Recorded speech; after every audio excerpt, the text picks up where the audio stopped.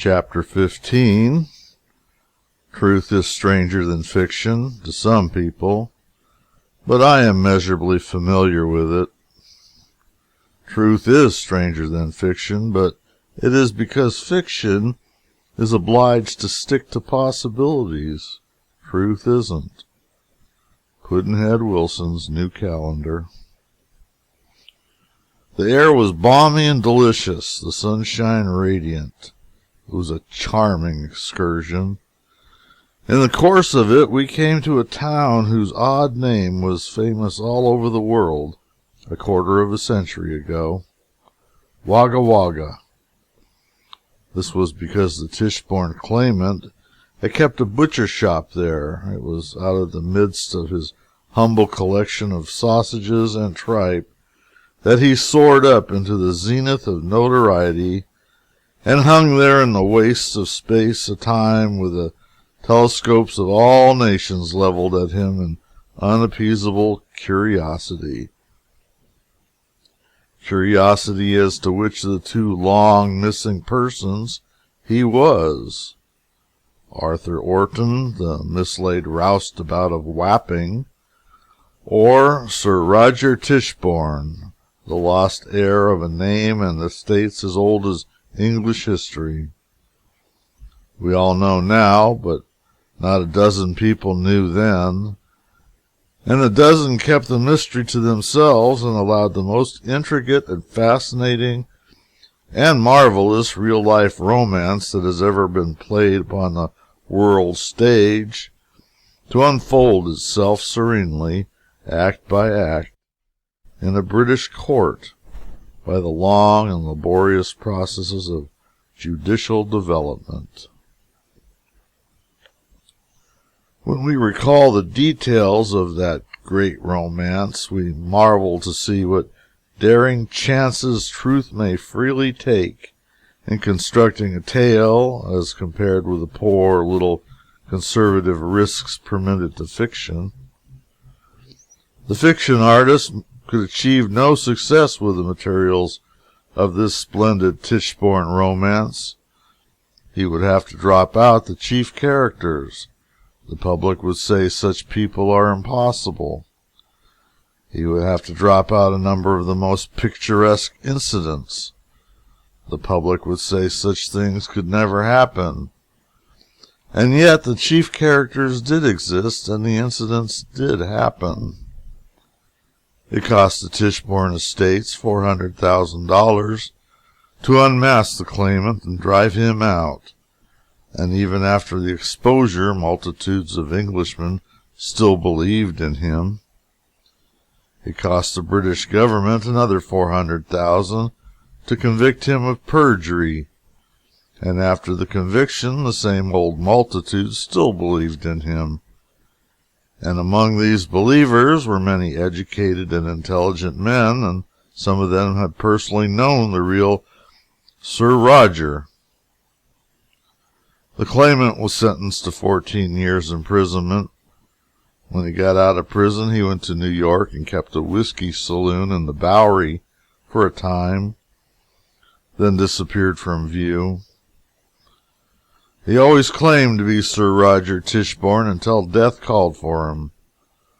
This was but a few months ago, not very much short of a generation since he left Wagga-Wagga to go and possess himself of his estates. On his deathbed, he yielded up his secret and confessed in writing that he was only Arthur Orton of Wapping, able seaman and butcher, and that nothing more. But it is scarcely to be doubted that there are people whom even his dying confession will not convince. The old habit of assimilating incredibilities must have made strong food a necessity in their case. A weaker article would probably disagree with them. I was in London when the claimant stood his trial for perjury. I attended one of his showy evenings in the sumptuous quarters provided for him from the purses of his adherents and well-wishers. He was in evening dress, and I thought him a rather fine and stately creature. There were about 25 gentlemen present, educated men, men moving in good society, none of them commonplace. Some of them were men of distinction, none of them were obscurities. They were his cordial friends and admirers. It was Sir Roger, always Sir Roger on all hands. No one withheld the title. All turned it from the tongue with unction, as if it tasted good. For many years I'd had a mystery in stock. Melbourne and only Melbourne could unriddle it for me. In 1873 I arrived in London with my wife and young child, and presently I received a note from Naples, signed by a name not familiar to me. It was not Bascom, it was not Henry, but I will call it Henry Bascom for convenience sake. This note of about 6 lines was written on a strip of white paper, whose end edges are ragged. I came to be familiar with those strips in later years. Their size and pattern were always the same. Their contents were usually to the same effect.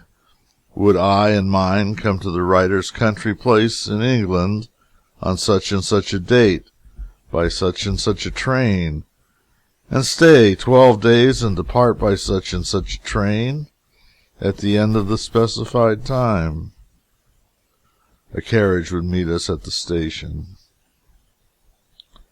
These invitations were always for a long time ahead.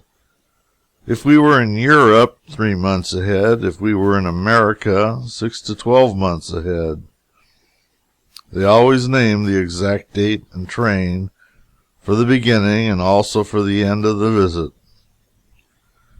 This first note invited us for a date 3 months in the future. It asked us to arrive by the 4:10 p.m. train from London, August 6th. The carriage would be waiting. The carriage would take us away 7 days later, train specified, and there were these words, "Speak to Tom Hughes." I showed the note to the author of Tom Brown at Rugby, and he said, "Accept and be thankful." He described Mr. Bascom as being a man of genius, a man of fine attainments, a choice man in every way, a rare and beautiful character. He said that Bascom Hall was a particularly fine example of the stately manorial mansion of Elizabeth's days, and that it was a house worth going a long way to see. Like Noel.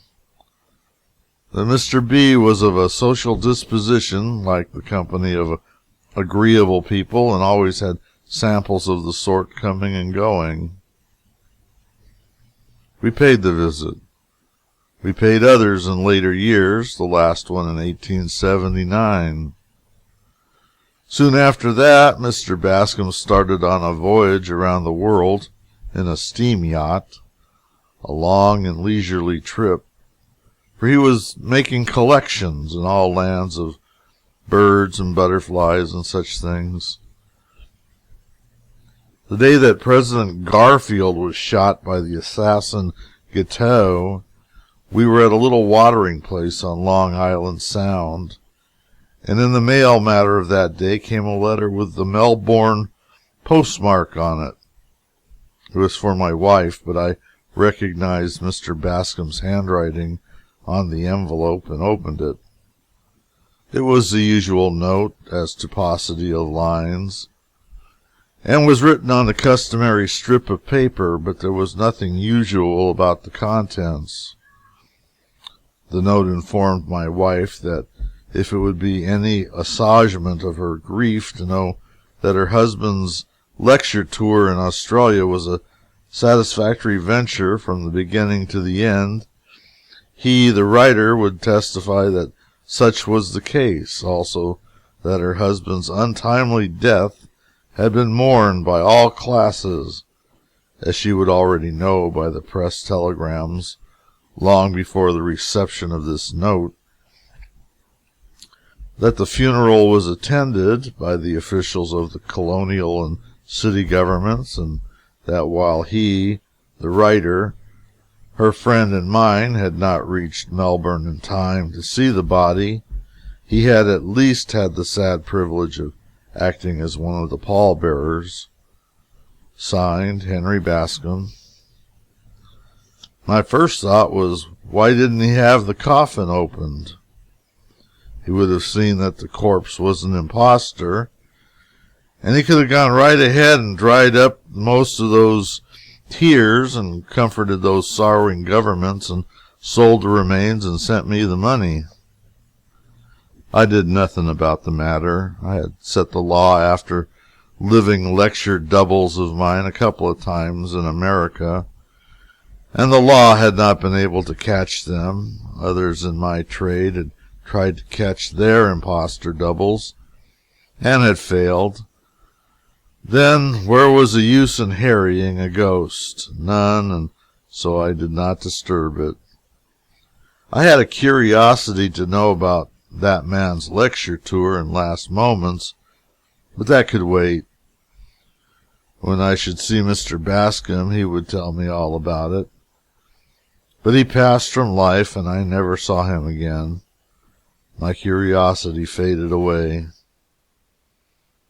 However, when I found that I was going to Australia, it revived, and naturally, for if the people should say that I was a dull, poor thing compared to what I was before I died, it would have a bad effect on business.